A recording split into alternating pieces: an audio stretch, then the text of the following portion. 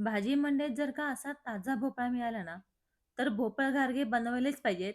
कारण की इतके अप्रतिम लागतात भोपळा घारगे. लहानांपासून मोठ्यांपर्यंत सगळ्यांना आवडतात. फक्त परफेक्ट प्रमाणात बनले पाहिजेत. तर मात्र मजा. नमस्ते. प्रिया झोम रेसिपीजमध्ये आपलं स्वागत आहे. आज आपण भोपळ्यापासून भाजी नाही, तर भोपळ घारगे बनवूयात. मी भोपळा घारगे कशी बनवते, ते तुम्हाला दाखवते. मी साधारण अर्धा किलो इथे भोपळा घेतलेला आहे. तो काय करायचा कट करून घ्यायचा. कट करून घेतल्यानंतर आहे ना, त्याच्या मागची जी सालं आहेत ना, ती काढून घ्यायची. बरेच जण काय करतात डायरेक्ट भोपळा कुकरमध्ये घालून अ, त्याला शिट्ट्या देतात आणि मग नंतर मागची सालं सहज काढता येतात म्हणून सांगतात. पण मी मात्र पहिल्यापासूनच हे अशा पद्धतीनेच करते. भोपळा आधी कट करून घेते, मागची सालं काढून घेते. सालांवरती जेवढा गर असेल ना, तेवढा काढून घेण्याचा प्रयत्न करायचा आणि मग हा भोपळा असा कट करून घ्यायचा. भोपळा कट केलेला जो आहे ना, तो कुकरमध्ये घालायचा, कुकरच्या भांड्यामध्ये आणि कुकरला साधारण 2 शिट्ट्या दिल्यात ना, की लगेचच भोपळा शिजून तयार होतो. मी छोट्या कुकरमध्ये लावतेय. त्याच्यामध्ये कणभर पाणी घाला. नंतर ह्याच्यामध्ये कुकरमध्ये ठेवायचं, साईडला पाणी घालायचं, वरून झाकण ठेवायचं आणि साधारण 2 शिट्ट्या देऊन घ्यायच्या. 2 शिट्ट्यांमध्ये कुकर व्यवस्थित तयार होतो. भोपळा लगेचच शिजून जातो. मऊ असतो, लगेच होऊन जातो शिजून तयार. तर मी कुकरमध्येच हे करते. तुम्ही जर का पातेलीमध्ये जर का शिजवणार असाल तर शिजवा, पण थोडासा वेळ लागतो मग पातेलीमध्ये शिजवायला. आता कुकरच्या 2 शिट्ट्या होईपर्यंत इकडे गूळ जो आहे ना, तो कट करून घ्यायचा. गूळ आपल्याला केवढा लागणार आहे? जर का 1 वाटी आपल्या भोपळ्याचे तुकडे असतील ना, तर आपल्याला पाऊण वाटी गूळ अशा हिशोबाने करायचंय. थोडासा कमी गूळ घ्यायचा भोपळ्याच्या तुकड्यांपेक्षा. तर आता मी इथे कट करून घेतलाय, तो बाजूला काढून ठेवूयात. इथे आपला कुकर झालेला आहे. त्याचं झाकण काढून घ्यायचं. भोपळा बघा किती छान शिजलाय. भोपळा शिजलेला आहे. आता ह्याला थोडासा गार करूयात, म्हणजे कसं लगेचच मिक्सरमध्ये घालता येत नाही. थोडा गार झाला की मिक्सरमध्ये घालून घ्यायचा लगेचच आणि मग ह्याच्यातच लगेच गूळ घालायचा. म्हणजे काय होतं, एकजीव होऊन जातं लगेचच. नाहीतर मग फार वेळ लागतो ते एकजीव करायला, गूळ म्हणजे मेल्ट व्हायला. त्यामुळे मिक्सरमध्येच बारीक करून घ्यायचं गूळ आणि भोपळा एकत्रच. आता मी भोपळ्यापेक्षा थोडासा कमी गूळ घेतलेला आहे. आता मिक्सरमधून हे बघा छान कलर पण येतो. आता हे आपल्याला एका परातीमध्ये काढून घेऊयात. म्हणजे आपल्याला लगेचच त्याच्यामध्ये पीठ मळता येईल. तर ह्या पूर्ण मिक्सरच्या भांड्यातला जो गर आहे, तो सगळा मी परातीमध्ये काढून घेतलाय. आता ह्याच्यामध्ये 1-2 गुळाचे खडे असेच राहिले, ते हाताने दाबले ना, की लगेचच ते विरघळून जातात. हाताने दाबून घ्यायचे, खडे ठेवायचे नाही त्याच्यामध्ये.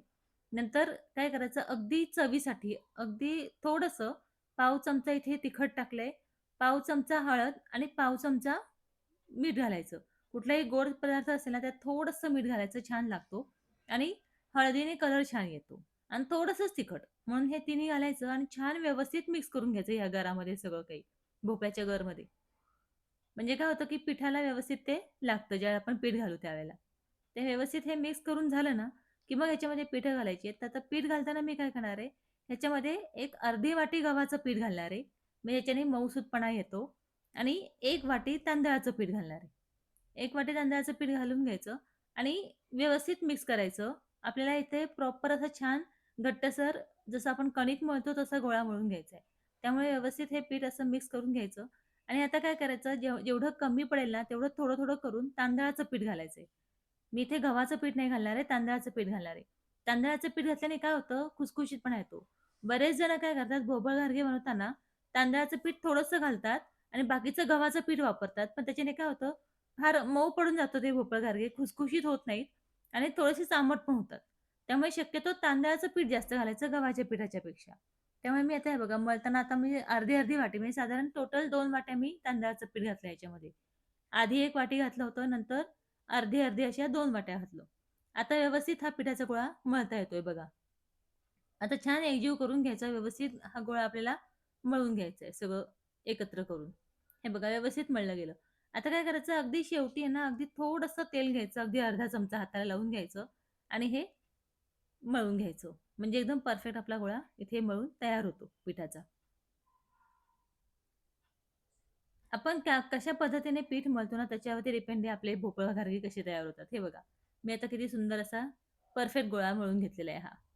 आता काय करायचं, मोठी लाटी घ्यायची. तर पोळपाटाला थोडंसं तेल लावायचं, मोठी लाटी घ्यायची आणि त्याची मोठी पोळी लाटून घ्यायची लाटीची. पण एकदम पातळ नाही करायची, थोडीशी जाडसर आपल्याला पोळी लाटायची आहे. मी सांगते त्या पद्धतीने तुम्ही केलत ना, परफेक्ट असे टमटमीत फुगणारे आपले भोपळ घारगे तयार होतील. आता ही पोळी पूर्ण लाटून घ्यायची, थोडीशी जाडसर लाटायची आणि सगळ्या बाजूनी शक्यतो सारखी लाटायची. अशी जाड किंवा पातळ अशी मध्ये-मध्ये अशी नाही करायची. पूर्ण एकसारखी लाटायची ही पोळी आपल्याला. आता हे लाटून झाल्यानंतर ना, आता तुम्हाला किती मोठे भोपळ घारगे बनवायचे आहेत, पुऱ्या बनवायच्या आहेत, त्याप्रमाणे वाटी घ्यायची आणि त्याने असे गोलाकार कट करून घ्यायचे. साईडचं हे सगळं काढून घ्यायचं आणि हे जे गोल आहेत, ह्याच्या पुऱ्या आपल्याला तळून घ्यायच्या. हे काढून घेतलेलं आहे ना, याची पुन्हा लाटी बनवायची आणि पुन्हा आपल्याला हे करून लाटून घ्यायचंय. ही पद्धत खूप सोपी आहे. हे बघा मी किती जाड असं बनवलेलं आहे. हे असंच बनवायचं. आता पुन्हा या पिठामध्ये मी थोडंसं अजून पीठ घालून पुन्हा हे असं लाटून घेतेय. पटकन होते. ही फार सोपी पद्धत आहे लाटून घेण्याची. एक-एक पुरी लाटण्यापेक्षा नक्कीच ही सोपी पद्धत आहे. पण तुम्हाला जर का एक-एक पुरी लाटून घ्यायची असेल, तर तुम्ही एक-एक पुरी सुद्धा लाटून घेऊ शकता. फक्त थोडंसं जाडसर लाटा. कारण की भोपळा गारगे हे थोडेसे जाडसर असतात, खूप पातळ असे नसतात. त्यामुळे थोडीशी जाडसर लाटून घ्या. हे बघा ही दुसरी आता मी पोळी परत लाटून घेतलेली आहे. आता पुन्हा त्याच वाटेने मी कट करून घेते. हे बघा. खूप सोपं पडतं हे. आणि एकसारख्या आकारामध्ये पुऱ्या आपल्या तयार होतात भोपळ्याच्या घारगे जे आहेत ते एकसारख्या आकारामध्ये तयार होतात. म्हणून हे पद्धत खरं तर खूप छान आहे. आता मी ते 3 काढल्यात, चौथं काढण्याचा प्रयत्न केला, पण चौथी नाही होते ह्याच्यामध्ये. म्हणून मग मी म्हटलं जाऊ दे आता पुढच्या वेळेला करू. चौथी पूर्ण बसत नव्हती. साईडचं काढून घ्यायचं. हे बघा छान अशी ही पुरी तयार झाली. आता काय करायचं एक-एक करून तळून घ्यायचे. आता तळून घेताना काय करायचं गॅस कंपल्सरी मोठाच ठेवायचा. जर का तुम्ही गॅस बारीक किंवा मीडियम ठेवलात ना, तर ही पुरी फुगणार नाही. त्यामुळे गॅस मोठाच ठेवायचा. मोठ्या गॅसवरती असं थोडंसं दाबून-दाबून केलत ना, हे बघा पुरी टम्म फुगली आपली. दोन्ही बाजूनी छान तळून घ्यायची. अगदी 1 मिनिटामध्ये ही पुरी तळून तयार होते. फार वेळ लागत नाही आणि खायला खूप खुसखुशीत आणि अप्रतिम होते. नक्की तुम्ही ह्या पद्धतीने एकदा बनवून बघा. हे बघा किती सुंदर पुरी तयार झाली. मी अजून एक पुरी ह्याच्यामध्ये घालते. तुम्हाला अजून एक पुरी तळून दाखवते. हे बघा. छान अशी फुगते ही पुरी. बनवतानाच मजा येते, की अरे सगळ्या पुऱ्या आपल्या छान फुगतायत असं होतं.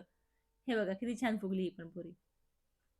आणि हे भोपळा वगैरे कसे आहेत लहान मुलांना तुम्ही शॉर्ट टिफिनमध्ये देऊ शकता, घरी खायला देऊ शकता आणि पौष्टिकही आहे. आणि गोड पदार्थ साधारण मुलांना आवडतातच. हे बघा ही पुरी तयार झाली तळून. आता इथे माझा गोंधळ झाला. इथे काय झालं मी 2 पुऱ्या तळल्यानंतर खूपच जास्त तेल तापलं होतं. जळायला नको या हिशोबाने मी गॅस बारीक केला आणि लगेचच तिसरी पुरी टाकून घेतली आणि तुम्हाला दाखवते इथे बघा गॅस बारीक असल्यामुळे ही पुरी फार फुगली नाही. त्यामुळे लक्षात ठेवा की पुरी ज्यावेळेला आपण ह्याच्यामध्ये टाकू ना, त्यावेळेला गॅस हा मोठाच पाहिजे. हे बघा ही फार नाही फुगली. ती गॅस बारीक असल्यामुळे फार फुगली नाही. पण फुगली नाही तरी लागते चांगली. पण शक्यतो गॅस मोठ्या गॅसवरती आपण तळून घेतली ना, की छान होते. हे बघा. खूप खुसखुशीत अशा ह्या पुऱ्या तयार होतात. तुम्हाला मी एक तोडून दाखवते. हे बघा किती छान अशी खुसखुशीत पुरी तयार झाली. खायला खूप अप्रतिम लागते. एकदा नक्की बनवून बघा. रेसिपी आवडली असेल तर एक कमेंट नक्की करा. तुमची कमेंट आली की मला खूप छान वाटतं. असे भोपळ घारगे एकदा नक्की बनवून बघा. खूप खुसखुशीत आणि चविष्ट होतात. माझ्या रेसिपीज आवडत असतील तर चॅनलला लाईक, शेअर आणि सबस्क्राईब करायला विसरू नका. बाय.